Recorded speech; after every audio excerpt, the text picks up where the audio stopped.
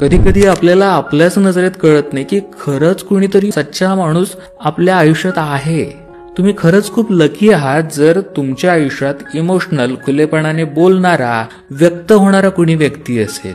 एक असा माणूस जो प्रेम असेल, राग असेल, भीती असेल, कोणाबाबत तरी जळणं असेल, हे सगळं तो अगदी स्पष्टपणे, निसंकोचपणे तुमच्यासमोर व्यक्त करतो. ती व्यक्ती स्वतःला लपवत नाही, मुखवटे घालत नाही. कधी गोंधळलेला असेल, कधी खूप प्रेमळ, तर कधी थोडा कटूही, पण तो खरा असतो. हे त्याचं वेगळंपण असतं.